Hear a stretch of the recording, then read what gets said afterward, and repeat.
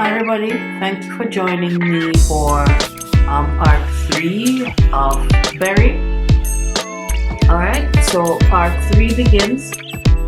Almost every afternoon then, Milbury came to the beach after the luncheon dishes were done and he had washed himself.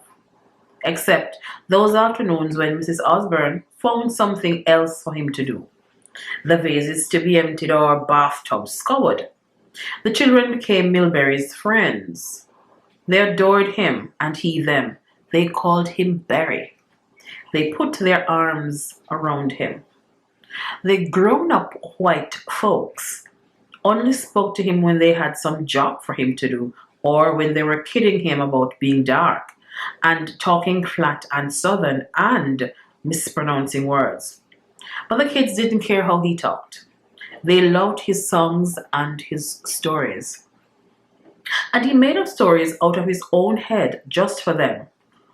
Poor little crippled up things that they were, for Berry loved them too.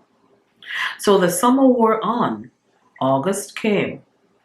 In September, the home would close, but disaster overtook Milbury before then. At the end of August, a week of rain fell, and the children could not leave the porch.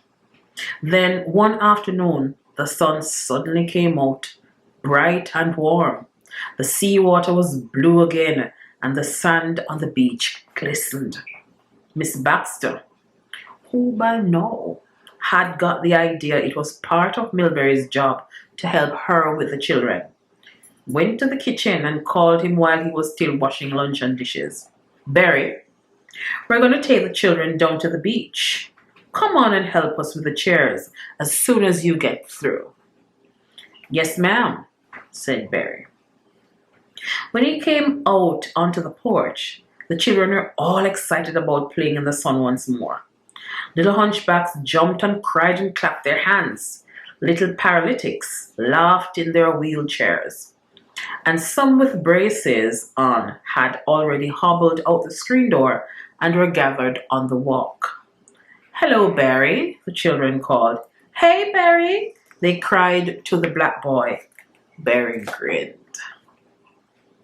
It was a few hundred yards to the beach.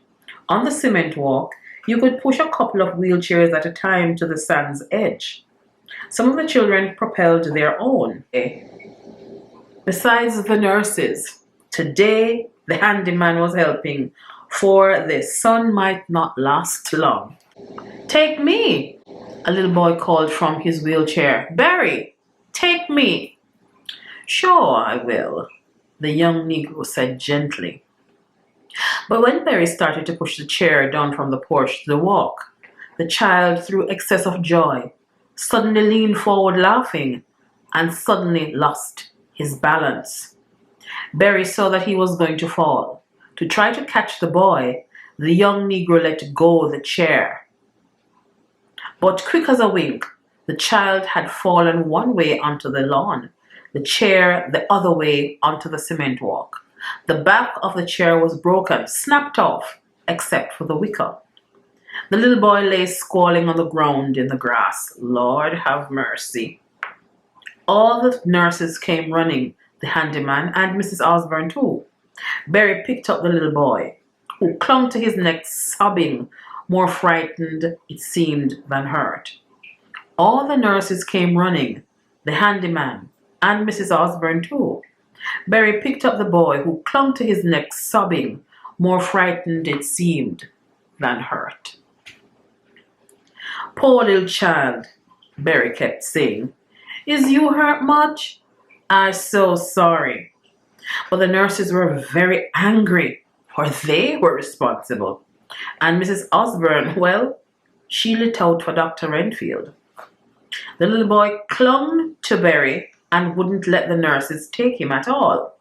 He had stopped crying when Dr. Renfield arrived, but was still sniffling. He had his arms tight around the black boy's neck. Give that child to me, Dr. Renfield said, his brown beard pointing straight at Berry, his mind visualizing irate parents and a big damaged suit. and bad publicity for the home. But when the doctor tried to take the child, the boy wriggled and cried and wouldn't let go of Barry. With what strength he had in his crooked braced limbs, he kicked the doctor. "Give me that child!" Dr. Renfield shouted at Barry. "Bring him to my office and lay him down." He put on his nose glasses. "You careless black rascal! And you, Miss Baxter!" The doctor shriveled her with a look. "I want to see you." In the clinic, it turned out that the child wasn't really hurt though. His legs had been, from birth, twisted and deformed. Nothing could injure them much further. And fortunately, his spine wasn't weak. But the doctor kept saying, "Criminal carelessness, criminal carelessness." Mrs. Osborne kept agreeing with him. "Yes, it is. Indeed it is." Milbury was to blame. The black boy felt terrible, but nobody else among the grown-ups seemed to care how he felt. They all said, "What dumbness! He had let that child fall." "Get rid of him," Dr. Renfield said to the housekeeper. "Today, the fool nigger. And deduct $10 for the broken chair." "We don't pay him but $8. Mrs. Osborne said. "Well, deduct that," said the doctor. So without his last week's wages, Milbury went to Jersey City. Milbury seems to have the worst luck in the world. All right, that is it for Barry. I would suggest that there are some questions that are linked to Barry, and it would be beneficial for you to either discuss them with your study partner or study partners or study group, or you could always use them for class, preparation for class. All right, so the question is, in what sense can the story be said to be about the difference between reality and appearance? And we know that that's a theme, right? The theme of reality versus appearance. So the reality of the home against the appearance. So outside, it seems as if it is the ideal place for these children to be, but it's all a show. They're fake. And we know that by what Milbury observes and his thoughts. The second question, how does the author prepare us for the climatic event of the accident and the subsequent dismissal of Barry? Number 3, how does the story represent the relationship that white people have with one another? And the other suggestion, what does the author do to establish Barry as morally superior to those who perceive him as naturally inferior to them? Alright, so these are some questions that you can, if you have not already done so, you can discuss these with your teacher and with your study group. You can come up with responses to these questions, and I hope this helps you somewhat, in some way. All right. So until next time, if you have not already done so, please subscribe to my channel.